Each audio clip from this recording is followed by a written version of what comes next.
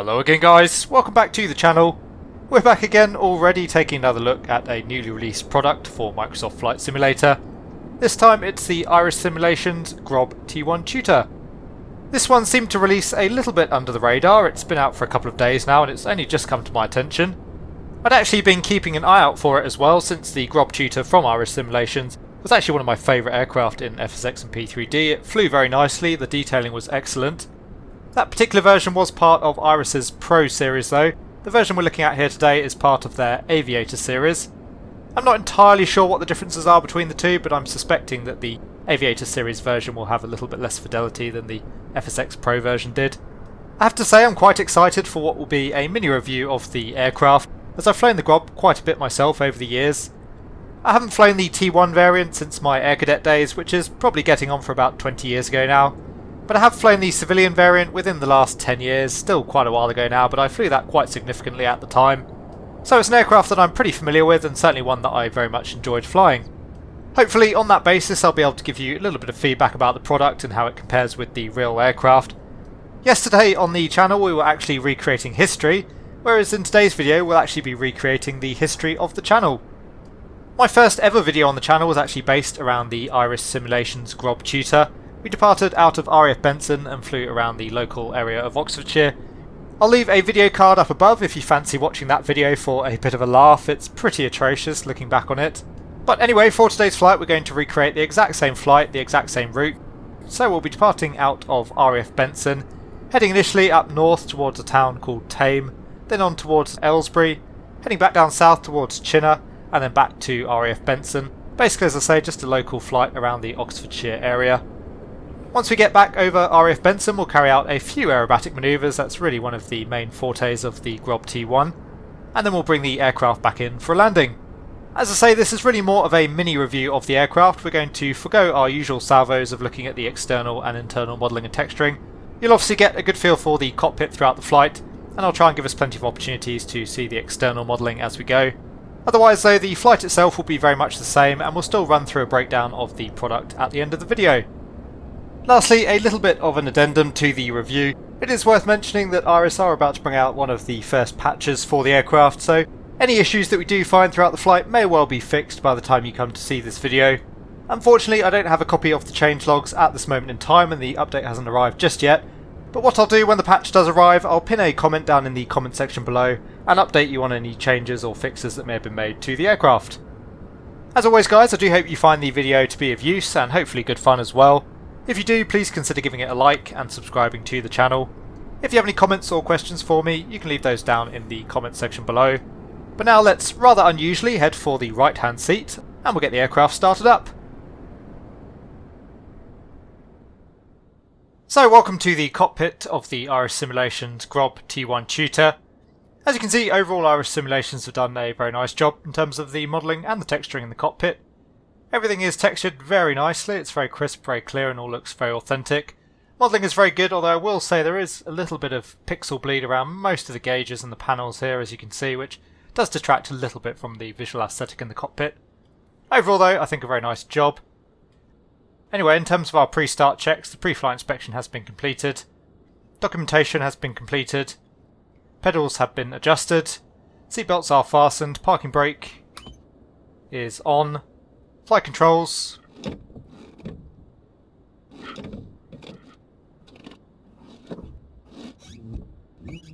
are full free and in the correct sense. And as you can hear, the flight controls have been given custom sounds, which I think are really nice, although we will come back to the sounds in just a moment's time. Trim is set for takeoff. Avionics master is off. Master switch can come on. And as you can hear, no click sounds on the switches there, which, as I've often mentioned in my reviews, I do personally find a bit disappointing these days. I think switch sounds on an add-on really show that extra little bit of polish and care and attention, and I find it really detracts from the immersion as well without them these days, so I really implore Iris Simulations to reconsider adding those sounds in later. It's particularly disappointing given that the FSX and the P3D version of the aircraft did actually have switch sounds in the cockpit. Anyway, master switch is on, circuit breakers are in, fuel cock is on, fuel pump can come on, mixture can go to fully rich. As you can hear, we do get some sounds on certain controls, but it would be nice to have them throughout. Anyway, we have a rise in fuel pressure. Throttle, we'll pump that 3 times to prime the engine. And you can see there is a rise in fuel flow there. We'll just crack the throttle. Lights can come on, so we've got the nav lights on already. We'll get the beacon on. Checking that the prop area is clear, which it is. Clear prop! Mags can come on. I'm going to engage the starter.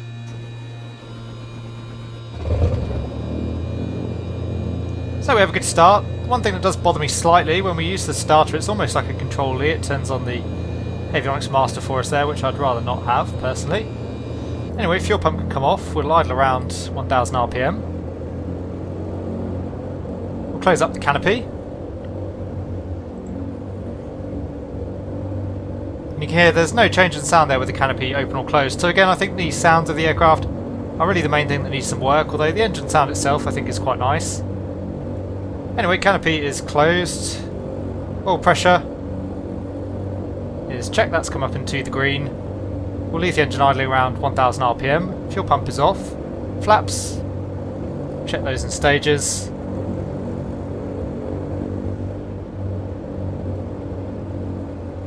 So the flaps are checked.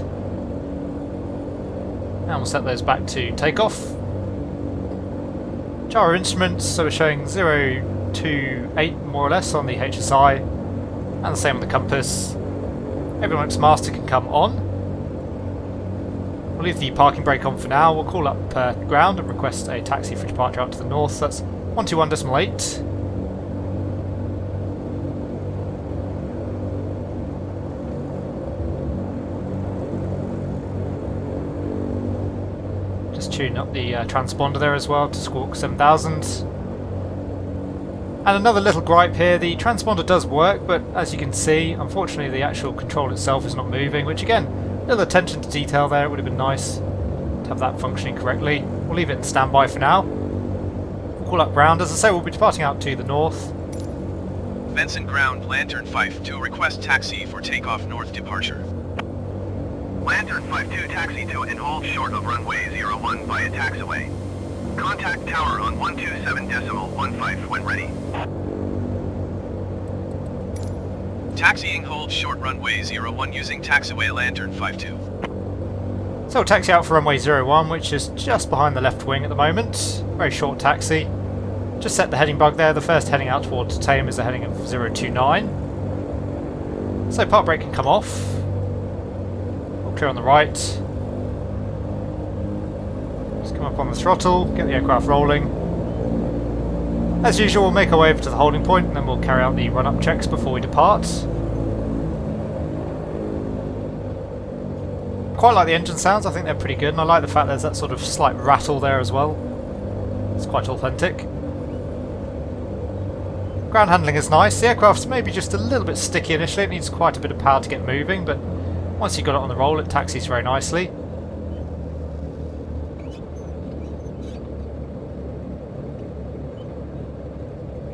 Of course we'll check further during the takeoff, but I think overall the rudder response is actually pretty good.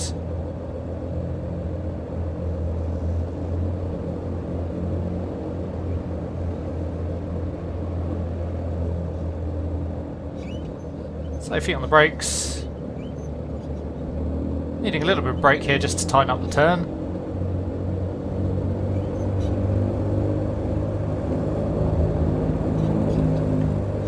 Nose wheel straight, park brake can go on. Get the engine back up to 1000 RPM.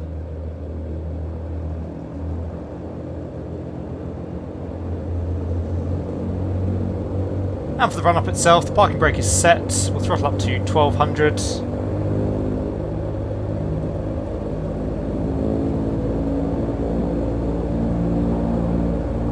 Engine instruments are checked. Everything's pretty much in the green there, just the oil temperature a little bit on the low side still at the moment. We'll take another look at that later on, see if that actually does warm up or not.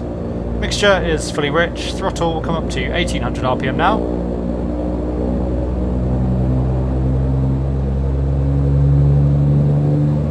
Making sure the brakes are holding.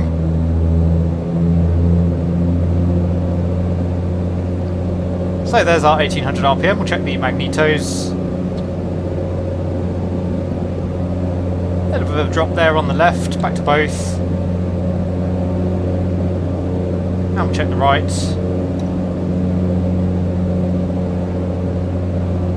And back to both.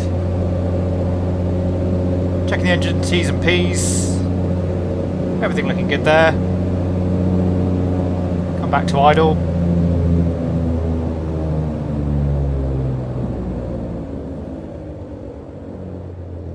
And so that oil temperature did come up quite nicely, so it's good to see that's modelled.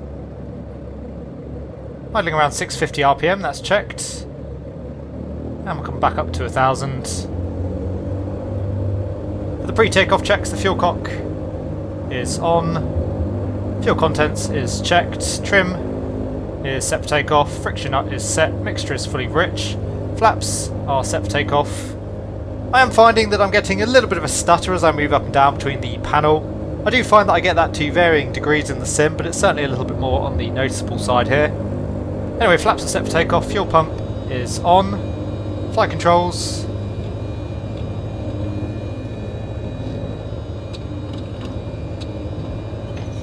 Are once again full free and in the correct sense.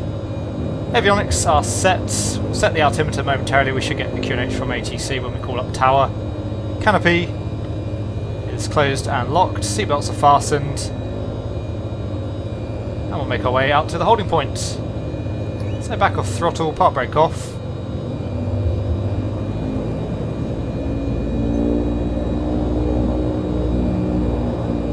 Again, just having to use a little bit of brake to time the turn.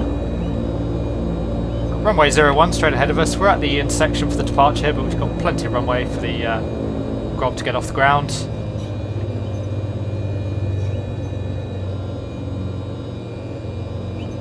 So back on the brakes, just coming up to the holding point. We'll tune up tower 12715. Went the long way around a bit needlessly there.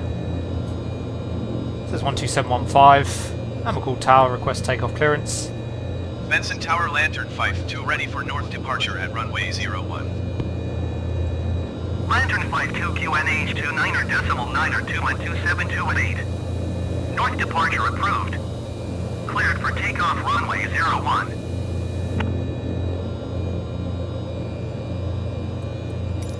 Cleared for takeoff runway 01 Lantern 52. So we're clear for the takeoff. Got the lights on, transponder is set.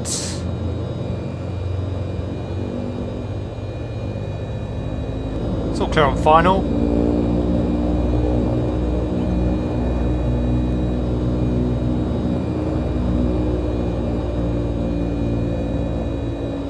So initial heading will be 029, as I say. We'll make our turn onto our heading once we're 500 feet above the aerodrome elevation.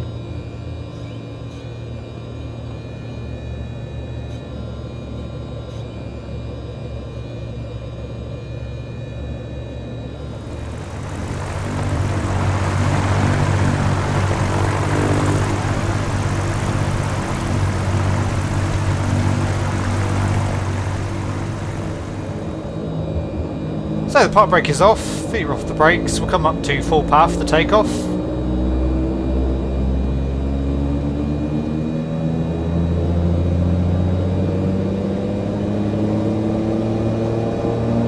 Power is set, RPM's checked, T's and P's are in the green. Aircraft is a little bit squirrely on the rudder, but fairly typical for Microsoft Flight Simulator. There's 60 knots coming back on the stick. And we're up. So we'll climb away at 80 knots. Having to use a little bit of right rudder here to keep the ball centred, which is nice. And just trimming for 80 knots in the climb.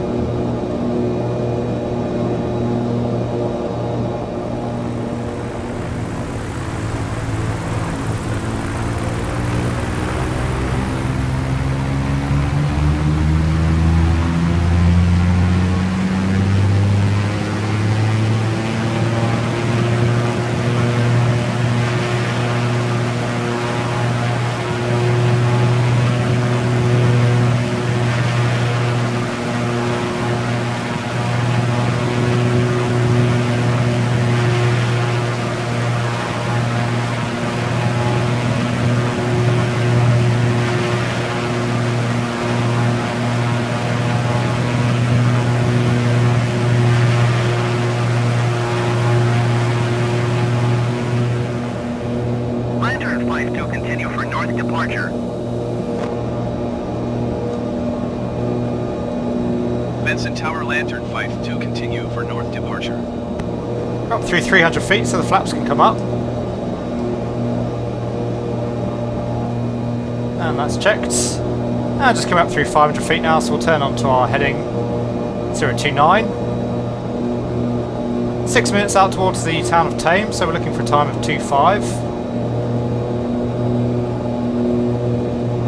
Climb performance of the aircraft seems pretty reasonable. We're getting between about 1,000 and 1,500 feet per minute rate of climb. One thing I'm not entirely sure about there, and again memory's failing me a little bit, but I think we should be getting slightly higher RPM out of the engine here at full throttle. We're only getting 2,400 RPM, and I think we should be maxing out at 2,700 as per the gauge. So perhaps a slight inaccuracy there. T's and P's are looking good though, everything's in the green. So we'll just continue on this heading, climb up to an altitude of 3,000 feet and then we'll level off. Keep an eye out for the M40 motorway. Just before we cross that we'll be clear of the Benson air traffic zone. So there's less than one to go. We're doing about 1,000 feet per minute now, as you can see. Overall the aircraft's actually very nice in terms of how it hand flies. It does feel quite reminiscent of flying the Grob.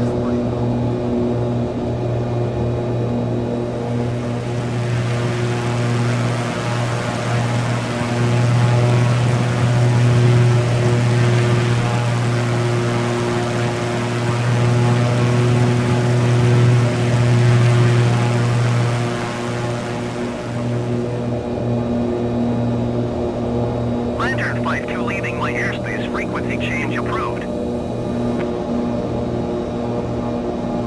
Benson Tower Lantern 5-2 frequency change. Okay, he hands us off. We'll stay on his frequency though, as we'll be coming back fairly shortly anyway. As I was saying, the controls do feel quite reminiscent of flying the Grob. They're very responsive, very tight, and perhaps just a little bit twitchy, but the real aircraft is very responsive, so again, that's to be expected. There's 3,000 feet, we'll pitch the nose down, let the airspeed build up, and start reducing that rudder input as it does.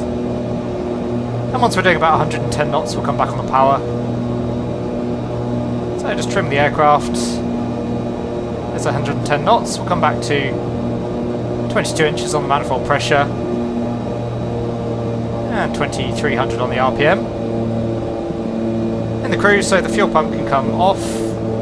That's the landing lights. And we'll just keep tracking on the heading out towards Thame. You can already see Thame just off the nose. And we've got the M40 passing just below us at the moment, so as I say, we're just clearing Benson's zone. Unfortunately, the Grob isn't great in terms of its visual capabilities, as you do have the windshield pillar rather in the way of where you're looking, and obviously the nose combing there as well is quite long, so not the best aircraft for sightseeing, but nonetheless it's great fun to fly. And it is nice that you have the capability to do both cruising around and aerobatics in the aircraft. Anyway, here's Thame just off at our 1 o'clock, so we'll overfly the town. Next heading will be 058 out towards Aylesbury, so we'll set down the heading bug.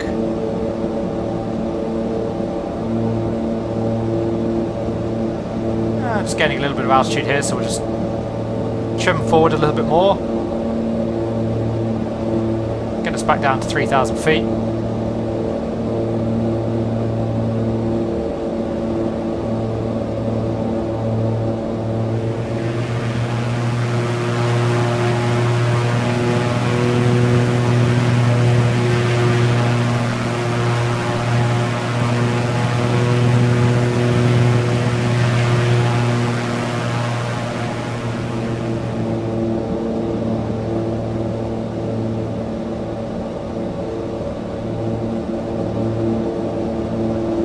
So just coming overhead Thame, we'll turn on to our heading of 058. And the next leg out towards Aylesbury is 4 minutes, so that should be a time of around 2:07 that will arrive. Just update our flight plan, we're cruising a little bit faster than I'd planned, so we'll say we're doing about 130 knots on the ground speed.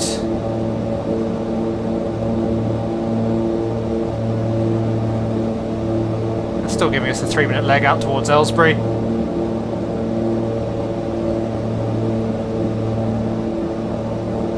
So just leaving Tame behind us, we've got the A418 just out on our left. Just about make that out down below us. Aylesbury's not too far from the distance, you can make it out already as it's such a nice day. We do have to be a little bit careful over flying Aylesbury. There is some controlled airspace just above the town, but it's at 3,500 feet, so as long as we maintain our altitude we're okay there. And we've also got RAF Halton just out to the east of the town, so we'll make sure that we stay out to the west.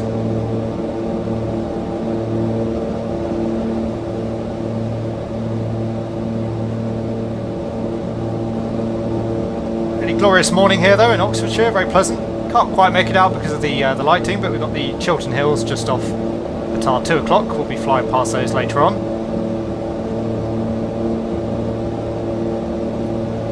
And on the flight plan, I plan to overfly the industrial part of Aylesbury, which is just off our 11 o'clock, just off to the left of the spinner, so we'll head in that direction. And again, as we're already visual with Aylesbury, we'll set our heading out towards Chinner. That's a heading of 209.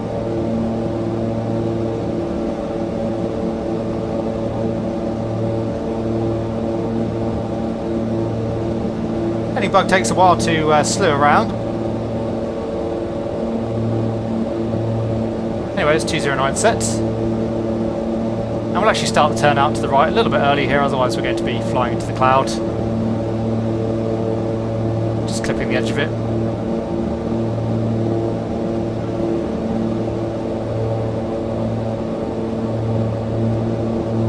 Again, overall the aircraft actually hand flies really nicely though. It's, as I say, quite reminiscent of flying the Grob. The Grob is a really pleasant aircraft to hand fly.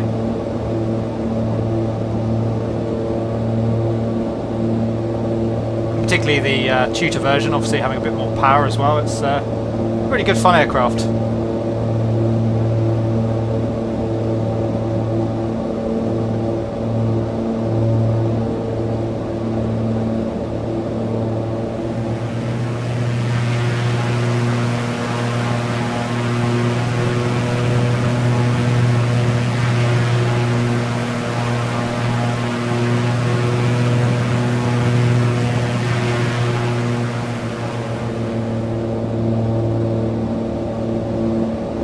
Chinner's just off the nose. It's a really nice, easy town to spot, as there's an old cement works just out to the east of that.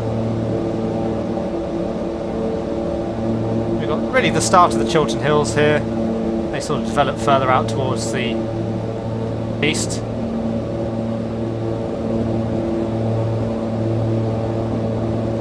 And again, as we're already visual with Chinner, we'll set the heading bug back to Benson. Really quick trip around, as I said. So 233.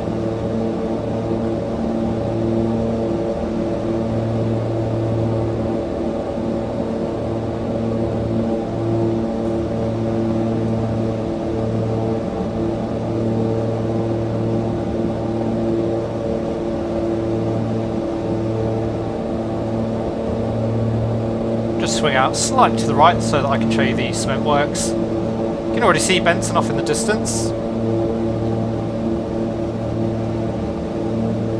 Again, the Grob is not brilliant for this sort of sightseeing, but you can see the old lakes down there in the cement works. The scenery is not particularly well modelled in the sim. It's a lot deeper than the surrounding terrain in reality, and the hill out to the left there as well is more substantial. It's a shame, even with the UK update, the terrain mesh in the UK is still not particularly amazing.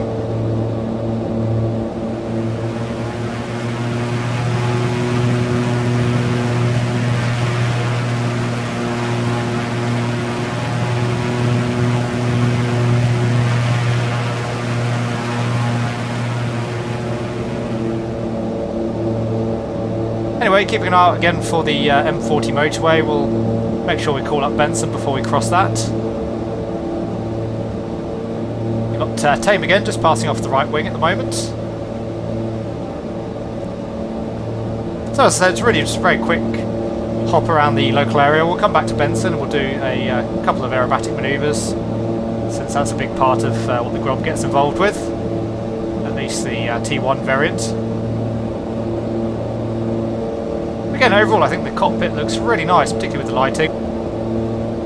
I think there are areas that could use some work again. Seeing that pixel bleeding there on the radios. We do have a nice little custom GPS unit as well, which just gives you very basic information. As you can see, it gives us a lat and long and a time. It'll give us our nearest airports, which is a nice little function. We can also input a flight plan, put a flight plan in the sim, then we can bring that up on the GPS. It's based on the default GPS though, I think, more or less. Just coming up on the M40, so we'll call Benson once again.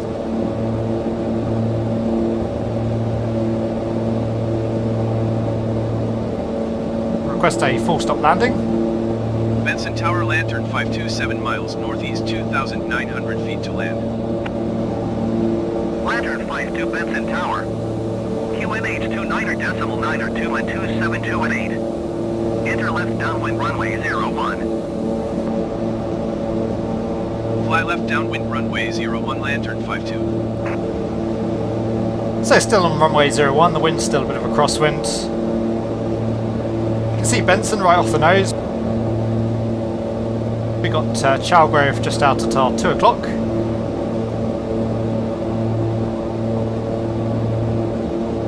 We'll maintain our altitude for now. I think what we'll do, we'll just swing out to the west here. There's a bit of a break in the clouds. Come up to full power. We'll try a loop, we'll try a power on stall, maybe an aileron roll as well. And then we'll come back onto our downwind for runway 01.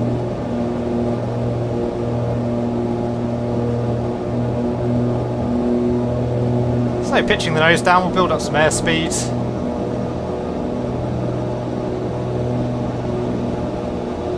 And coming back on the stick. Again, overall the controls feel really nice. The aircraft behaves very nicely. Coming over the top of the loop. Come off the power.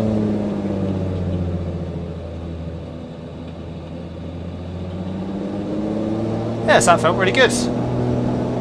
Come back up to full power, we'll try power on stall. And again, having to feed in a little bit of right rudder there as we come back up to full power.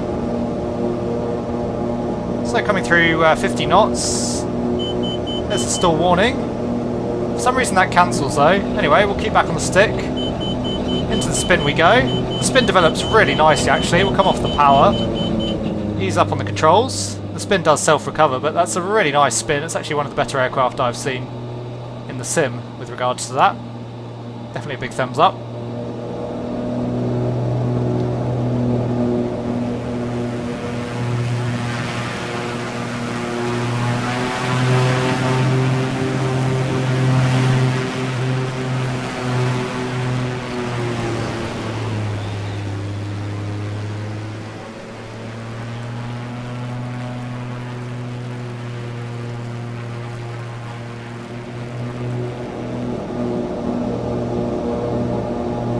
And last manoeuvre, we'll just try a quick aileron roll just to give you some feel for the roll rate of the aircraft. But overall I think the handling of the Grob is really one of its strengths. It's a very nice aircraft in terms of its handling. Go full deflection out to the left.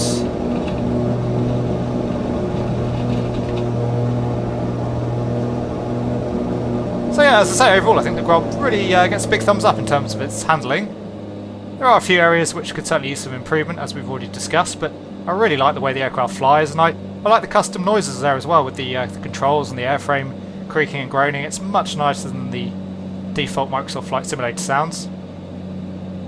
Anyway, we'll get our downwind checks out of the way. So brakes are checked and off, undercarriage is down, mixture is rich, fuel pump is on, landing light is on, instruments are checked. We'll just wait until we level out to check the HSI versus the compass. So showing about 220. About the same on the compass. Fuel quantities.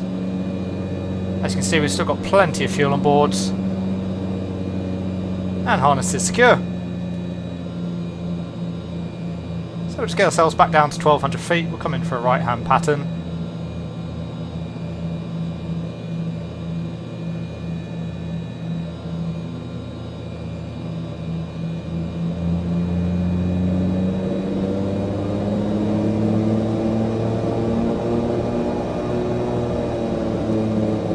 back a little bit again on the RPM. Again, I think the RPM needs a little bit of adjustment. I've just cracked the RPM lever there and we're already back at 2200 RPM.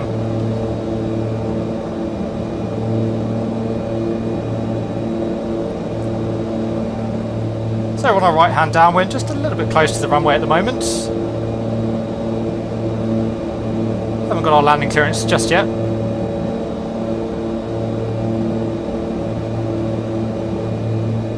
Just coming abeam the threshold. Lantern 52127218. Cleared to land runway 01. Cleared to land runway 01, Lantern 52. So clear to land. Just extend our downwind ever so slightly more. And we'll come back on the power.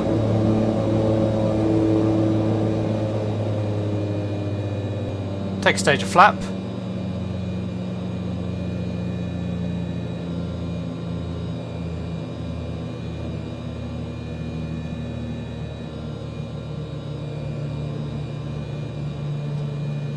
It's all clear on final.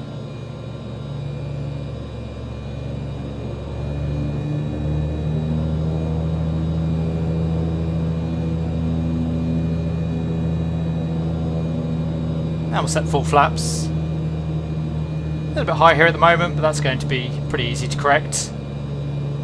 So pitch can go full fine, undercarriage is down, flaps are set, landing clearance has been received, the runway is clear. A little bit of a crosswind out from the left still. And we'll aim to land a little bit short here, we're aiming to come off at the first intersection on the right. Speed's looking good.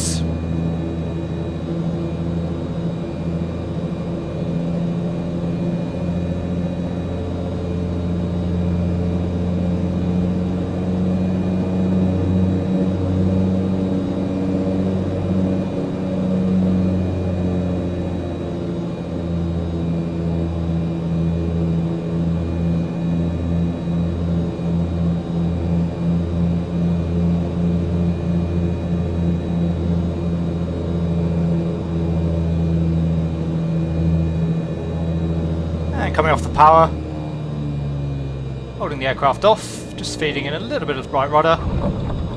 There's touchdown. Again, the aircraft is a little bit squirrely on the rudder.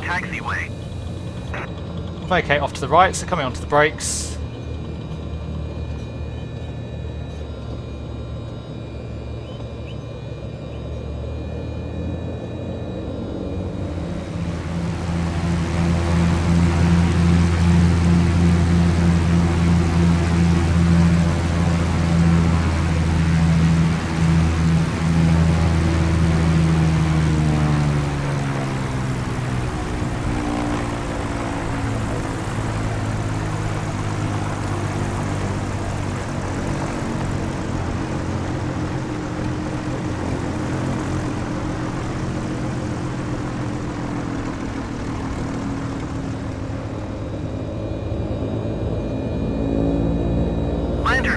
Contact ground on 121 decimal 8. Lantern 52. As usual, we're not going to bother actually talking with ground, we'll just find our own parking spot and park up. Taxi back to pretty much where we departed from. Anyway, after landing checks, trim, set that back to neutral.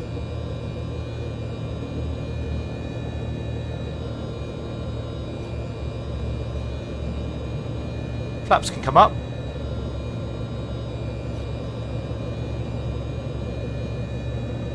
Get the fuel pump off, it's a noisy little thing.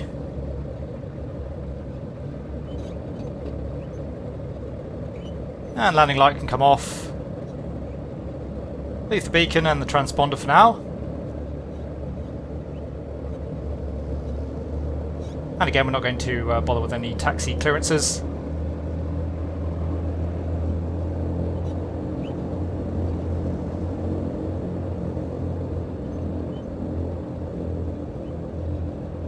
Just hang a right here and park up on the apron.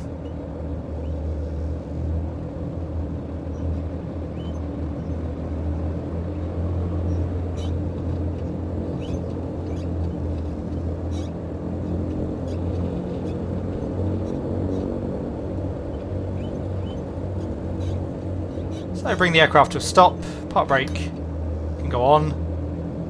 Again adjusting the throttle to 1000 RPM. Get the strobe light off there as well. And for the shutdown checks, the park brake is set, throttle is set, avionics master is off, magnetos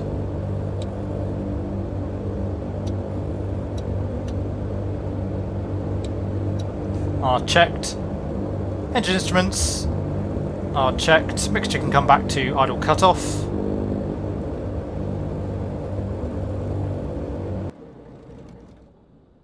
Close the throttle, master switch can come off.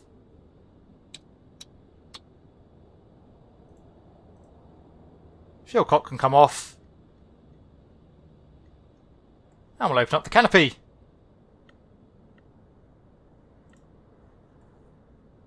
And that's the shutdown checklist complete. So there you go guys, I hope you enjoyed being an honorary Air Cadet for the day. Hopefully the video and the flight gave you a good feeling for what the RS Simulations Grob Tutor has to offer.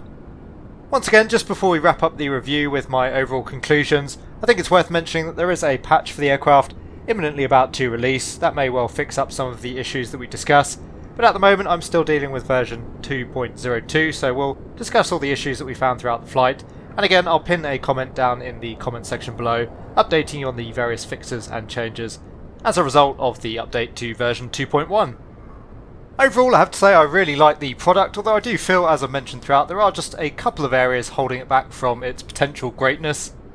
As usual, we'll start with the negatives. I'll tell you where I think the product still has some shortfalls. I think I made it fairly clear throughout the review, but just to recap, and once we've worked our way through the negatives, of course, we'll then move on to the positives.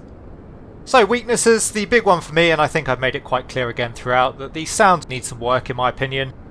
Overall I think the engine sounds are actually quite nice, they're pretty well done, but the cockpit sounds, again, a lot of switches missing click sounds. I presume as well, given that we didn't hear any change in engine note between the cockpit being open or closed, that the Grob Tutor is probably using the older sound engine for the aircraft. There are still a few developers doing this, and I gather it is more tricky using the more modern sound engine in the sim. Nonetheless, I find it's very noticeable now in its absence when an aircraft is using the older sound engine or has less high fidelity sounds. I would love to see some improved sounds on the aircraft. I think that would really be the icing on the cake. Certainly some more sounds added to the cockpit switches and controls as a bare minimum. The rest of my negative points with the product, hopefully they're fairly easy fixes, just little things that Iris need to go over and correct.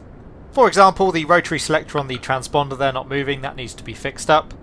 The engine power output, that needs to be corrected a little bit I think as far as the RPM is concerned.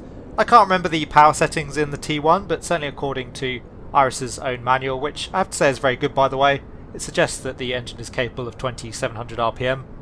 I had a couple of little issues with some of the other switches in the cockpit as well. On occasion the starter button wasn't working. That being said, Control E did always fix the issue. Not quite sure what the issue was there.